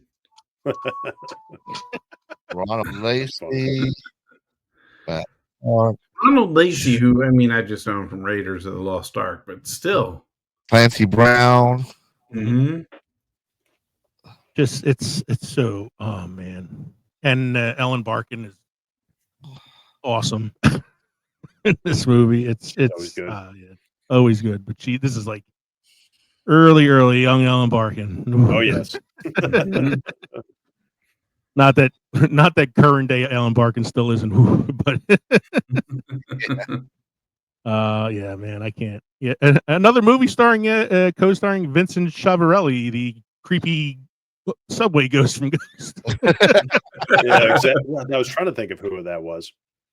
So let's take count here. We got 2 films with Kim Cattrall, 2 films with Vince Schiavelli, 2 films with Mark Harmon, 2 films with Sean Connery, and one of those films is Sean Connery and Mark Harmon. Seeing a pattern here. So the last one on Kev's list, we go back all the way to episode 1 for the first one. First time we talked about this movie on the show because it had a lot to do with Kev's obsession with Fairuza Balk. Which me and Leo both think is a creepy fucking movie. Oh man, this movie scared the shit out of me when I was a kid. This movie is terrifying. But apparently a lot of this shit was in the actual books. Yes. Adrian loves this movie. All the movies. She loves that one. Yeah, of all the movies, I'm surprised your wife likes this movie. Well, go ahead, Kev. I mean, The Witch That Changed Her Head. So this is Return to Oz from 1985, starring Fairuza Balk, and nobody else anybody knows. Well, you got Gene Marsh, you got Nicole Williamson, you got Piper Laurie, you got Tim Rose, who surprisingly played Admiral Akbar. It's a trap. It's a trap. He did the voice of TikTok. There was a dwarf actor in the TikTok costume. Yeah. The Wheelers, yeah, the Wheelers were scared scary the as shit, hell out of man. me. The witch that would just change her head at will, that was the Gene Marsh character. Gene Marsh was also the villain in Willow. Oh, that's right. She was Queen Bavmorda. I should have put Willow on here as my 80s cult classic. That's what I mean. There's so many, man. There's so many movies. Piper Laurie, of course, was in Carrie. She was Carrie's mom. Yeah, this movie's. I mean, we've talked about this before. How so many movies from the 80s that were considered children's films are just nightmare fuel. Right. So I'm going through it and I see Sophie Ward. And I was like, oh, she looks familiar. Where do I remember her from? Young Sherlock Holmes. Magnificent movie. Oh, there's another good one. There's another name on here I forgot was in this film. It's Deep Roy plays the Tin Man. He would go on to be the Oompa Loompas and the Tim Burton Willy Wonka and he's in a lot of things. Yeah, I mean he's in a million different things. There's another cult film from the 80s that Deep Roy was in, man. Never Ending Story. Oh yeah. So many. But this movie was dark. Dorothy got electroshock therapy. That's how the movie starts. I don't remember that. Judy Garden one. I don't remember Judy Garden getting electroshock therapy. I mean, I think that happened behind the scenes, according to some of the stories from the way they treated her on set. But yeah, but in her version of they didn't have electricity in Kansas at that time. That was the Dust Bowl. Where did this come from? Yeah. Man, that movie is so creepy. I can't believe your wife likes this film. It's not the kind of film I'd expect your wife to like. I think we should sit down and make her watch it again and see if she really likes it now. You know, one of the scariest things in this film is the pumpkin dude who's actually a good guy, but he's frightening. Jack, yeah. Oh, Jack, yeah. He is. They're all kind of terrifying. There's a moose head attached to a couch. And it flies. Yes. I would like to blame this on how cocaine fueled the 80s were at times, but this is, like you said, based on a book. And having read the book, it is fairly accurate. Oh God, that's a great one, man. That's another episode we could do. Children's films that are actually scary. 80s. Dude, Secret of Nim, Watership Down, Dark Oh, yeah. Crystal, Oh yeah. Black Never heard of this Cauldron. story. No wonder Gen X always questions authority. Look what we Yeah. grew up on. But also, we we had grew up traumatized, but had nobody to talk to about it, so we just internalized it and turned it into our adulthood. Exactly. and, you know, that's kids that lived outside of cities. We were gone or like ever. Didn't come home. Come home and the street lights are on. Yeah. That was it. We were just on. So let's go on to Jack's next one here and see if he can stump us one more time, or if we can walk away with a winning record. All right. Well, I can give you one to stump you if you want. No, but I don't know. This was a tough one to pick, but because I have a whole pile here. But let's see, 1985. So we're gonna go down the cast here. Let's go with Billy Barty, since we're Okay. talking about little folks. And then we've got another double cast of Tim Curry. He's back. Mm. So we got him and Clue, right? Mhm. And then we got Mia Sarah, who's the Oh, lead. this is Legend. This is Yes. Legend. Yeah, this is Legend. Yeah, this is the one with Tom Good old Cruise. Tommy Right? Cruise. Yeah, I Tom did Cruise. I did that one on a I think you did it on a Film That Time Forgot episode, right? I did Yeah, Legends, yeah. yeah, Legend. Yeah, Visual that's effects, the prosthetics from Tim makeup on Curry. that. Oh, it's the best stuff. Man, quintessential evil devil, look. Well, just his whole performance alone, too, with that, and on top of the fact that he's able to get that stuff to move flawlessly while he's, saying his lines and everything. I mean, I don't know. I mean, you look at that stuff and then you look at a lot of the CG stuff that's still done today. And to me, that just really holds up really incredibly well. It does. It's very yes. menacing. We the way always it's talk shot, about that. you Yeah, know. we talk about that a lot, like how much we love practical effects. Like there's just something so charming about it, and if done right, like you're saying here, like I have no idea that's Tim Curry under that makeup. No, it took me years to figure that out when I was a kid. I was like, who is that? Yeah, like it took me years to figure out that was him there and as the clown in It. As Pennywise in the TV version It. Right now. Like both of those, because it's not just the makeup too, it's the performance. Like it doesn't sound definitely. like him. Right now, in that's my a film great one. appreciation class, we're handling special effects, like movies with special effects. And we cover Jurassic Park, which was groundbreaking with the CGI, but like the magnitude of having to construct a Tyrannosaurus Rex of that size and have it actually there, and how much that does for the actor and the actress to actually see it and to react to it. The whole scene with the T-Rex crashing through the dome top of the Ford Explorer, which was an accident, but it worked out great for the film, and how the reaction to it, as opposed to seeing or acting as if you're seeing something with not golf balls, tennis balls and stuff, Yeah. I've always said because that, everybody's like, going to have the directors sometimes, if they have the idea of what they want, they'll obviously, dictate that to the actor. But then a lot of times too, the actors are, using their own imagination. So the performance may not come out exactly how it should, comparatively speaking, to what the director may be thinking, if that object isn't actually there. Whereas if you have the thing there, and interacting with it like that, I think it's just so much, you just get a better performance. Right. Like Heath Ledger coming off the elevator in The Dark Knight. Michael Caine forgot his lines based off of the interaction, just of him appearing and acting the way that he did. It's like, that's genuine, Well, I'll give you a new example. Longlegs. You probably read that. That's one of my favorite actors, by the way. But Cage, he never saw the lead actress there, and she never saw him until the first scene they shot was them together in the room, and and that's how that was all presented. So I mean, she was terrified of that whole sequence, the way coming across with him and so on and so forth. Now he's not necessarily a special effect, but again, it's the performance that you get to bounce yourself off of, which lends itself much better than.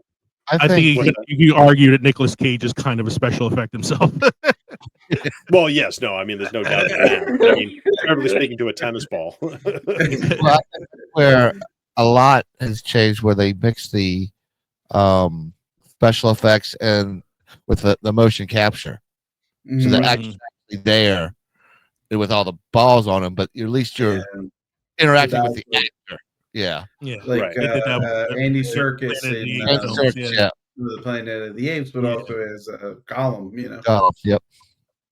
But kind of going back to Well- like the earlier like films and practical effects and you know, not preparing your actors for what's about to happen. Like I just always think of like Alien in 1978 when the chest burster scene was a scene that was like minimal preparation for that because they wanted the actor's natural reaction, and you see how well Right. that scene plays out. Yeah. You know, Yeah, exactly. and I've always talked about Jurassic Park being like my gateway into being the film lover that I am today because it was the perfect blend of practical effects and CGI. Yes. And made me want to go back and learn more about Spielberg's career, which led to me learning more about Carpenter and learning more about all these other people. And like that was the movie that kickstarted my love of like cinema and wanting to be a cinephile. So yeah, Right. I mean these are the things that why we love these movies so much. I'm gonna skip my last one because I'll put it on like on the list of like honorable mentions just for the sake of like time tonight. Jack, do you have any more movies you'd like to try to hit us with and see if you can stump us one more time? Sure. Let's see. I got all right, this one's 1982. I'm just going to read you the synopsis because none of the actors in it you'd probably know offhand. Wow. Thank you. A trippy sci-fi comedy about aliens harvesting human endorphins in New York punk underground. It's avant-garde style, gender-bending characters, and electronic score give it a unique cult status. Killer Clowns from Outer Space. No, but that's a good one. No, that's definitely one should have been on the list too. I was gonna say I wanted to say Repo Man, but you said I wouldn't know any of the actors, and I know Estevez is in that one.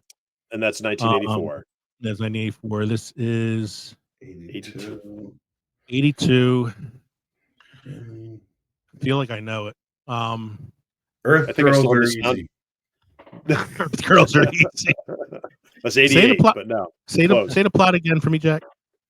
A trippy sci-fi comedy about aliens harvesting human endorphins in New York punk underground. It's avant-garde style, gender-bending characters, and electronic score give it a unique cult status.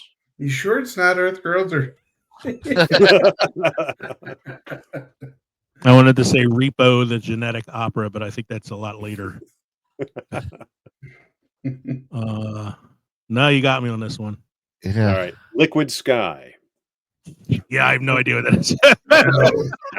Never heard of it. Granted, I was 5 years old in 1982, so I probably wasn't seeing that in the theater. But I think I still have the cassette tape of the soundtrack, which is trippy as hell. But, Man. yeah, wow, that's a good one. yeah, Jack, you've given me a lot of homework to do. All right, well, Next time here's we talk to you. all right. Let's see. I got one more for you. Okay. This is a dark 1985, and this is a director you would know. Of course, if I mentioned his name, he's done a million wonderful films. Dark comedy tracks Griffin Dunn descent into a nightmarish odyssey in New York City after a date goes wrong. Its paranoid humor and stylish weirdness have cemented its cult cred. Do you know the director of that movie and the movie name? Very famous director. Likes his mob movies.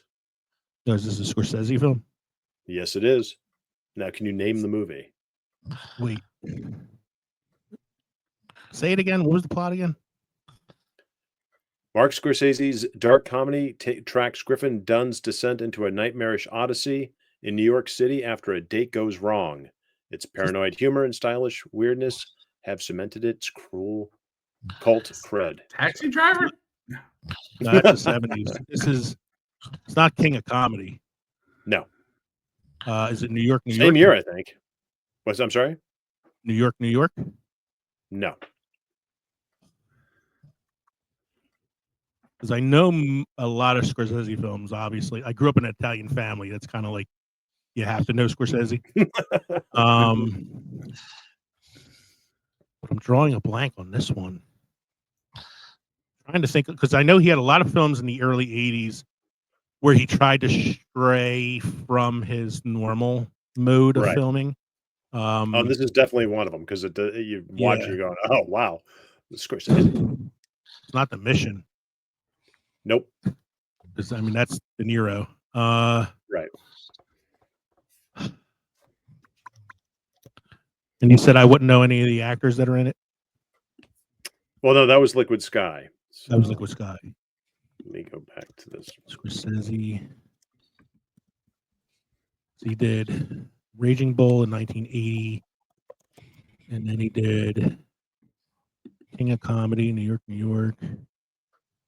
Roseanne Arquette's in it. Tommy Chong is in it. Terry Garr, Cheech Martin, Linda Fiorentino, John Hurd, Catherine O'Hara, Dick Miller, Will Patton, Bronson Pinchot. Jesus. This is a weird cast for a Scorsese film, especially like Cheech and Chong. They were. Oh, Is it the Corsican brothers? Is it? Nope. God damn, man. I don't know. This is definitely one I'm going to have to add to the list because I have no idea. Let me see real quick. I'm gonna look it up and see if I can figure out what we're talking about here. Not Mean Streets. I know that was in the 70s. Let's see here. So this would be the early 80s. Let's After see. Hours.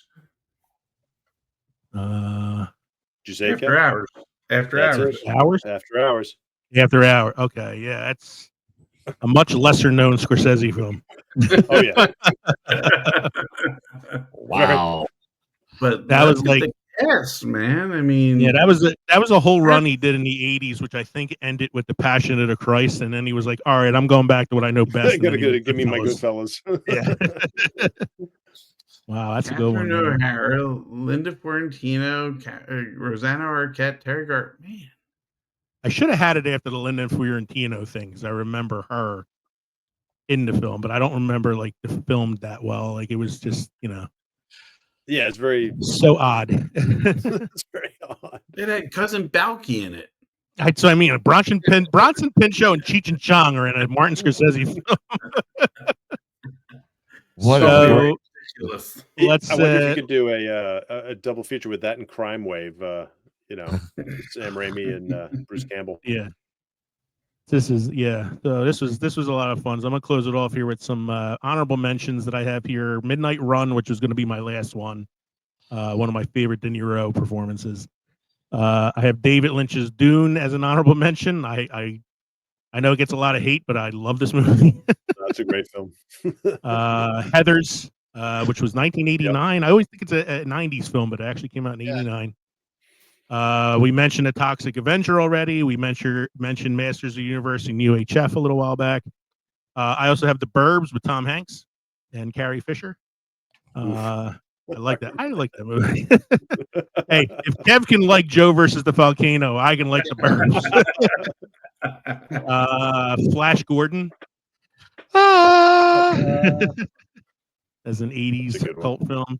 And these are early enough in his career and I think did poorly enough at the box office that I could throw these out there as cult films. Conan the Barbarian and Conan the Destroyer with Arnold Schwarzenegger. Yes. Yeah, I agree with that. Yeah. So I got a few quick shout outs here. Some submissions that we got on the socials. That remodeling chick on Reddit gave us Say Anything with John Cusack. Yoni Sky, Eric Stoltz, Lily Taylor, etc. So thank you, That Remodeling Chick, for that shout out there for Say Anything. TAC29 on Instagram gave us The Breakfast Club.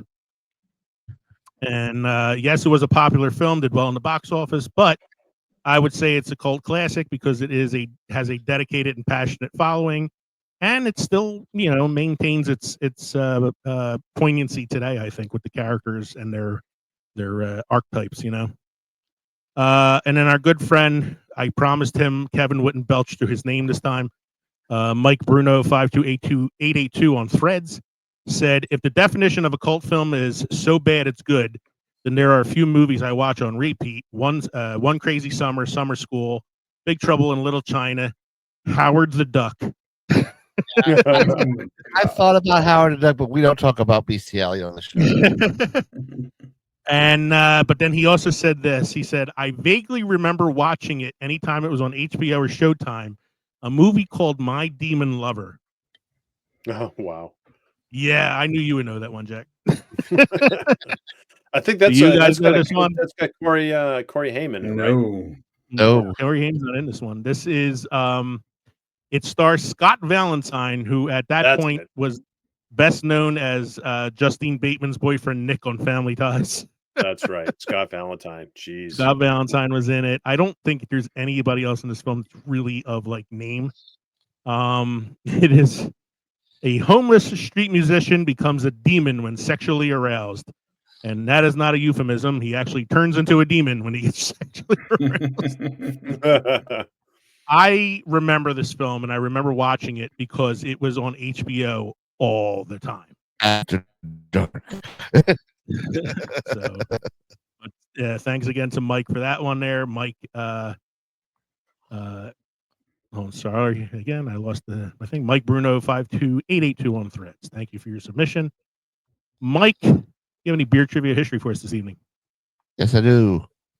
Periodic Brewing in Leadville, Colorado was the highest elevation brewery in North America at 10,156 feet above sea level. Another fun fact, water and beer wort boil at 194 degrees at that level, as opposed to 112 degrees at sea level, or 212 degrees at sea level. It takes 10 minutes to boil an egg at that level. All right. We have a cinema quote of the week, which is ironically from Rucker Hauer. In my experience, there are billions of dollars available for pieces of shit. Snow White. Sorry. As soon as the material distinguishes itself by something interesting, financing becomes problems. Rucker Hauer. I'm sorry. Did something slip out? Yeah. I like that's a funny quote. Like, you know, for somebody, billions of dollars available for pieces of shit, which explains movies like Split Second. Or Split Second.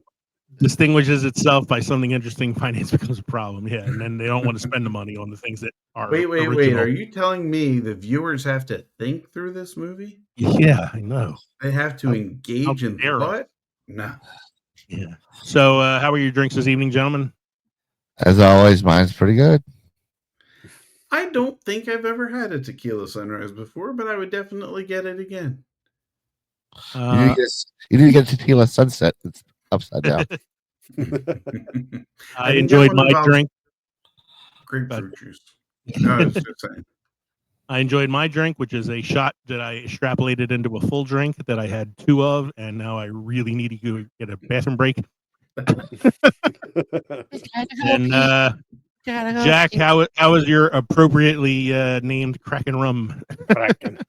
Oh, it's quite good. Quite good. All right. So thank you, everybody, for joining us tonight for episode 189. We hope you enjoyed listening to the podcast as much as we enjoyed recording it for you. And thanks again to our esteemed guest, Cthulhu Jack. Make sure you follow him on YouTube. And where else do you say you're on? You're on Rumble. Rumble and YouTube. Rumble and YouTube at Cthulhu Jack Presents. His videos are awesome. Everybody needs to check them out. They're a lot of fun. We interact a lot in the comment section afterwards. So that's always fun. Look at in the comments. Yeah, it's a You good guys time. are always great. Don't forget, you can drop us an email at filmsoffermentation@gmail.com or visit linktree.com/filmsoffermentation. Find all of our social media podcast links. Get us on Roku at the Pod Nation Media Network, Patreon, buy our stuff at Teespring, or text us at 904-867-4466. Hopefully, I didn't talk too much tonight. The fax machine is down, but we should have the fax machine. repairman come out this week, and it should be back up by the end of next week. We are still using the payphone on the corner of Broad and Lombard. So Page us at. Yeah. So don't forget to stop by the crossroads between Pickled and Fermented next time around for episode 190. Baseball season has just started. So we are going to revisit a baseball classic, a film that we all love, and do a little deep dive into that film. That movie is A League of Their Own with Gina Davis and Tom Hanks from the There's 90s. no crying in baseball. There is no crying in baseball, but there is crying in podcasting. Once again, I'm Leo. I'm Kevin. I'm Mike. And I'm Cthulhu Jack. And make sure you check out Cthulhu Jack's YouTube and Rumble channel, like we said. Thanks again for joining us. This has been the Films and Fermentation podcast. Cheers, everybody. Cheers. Cheers. Cheers.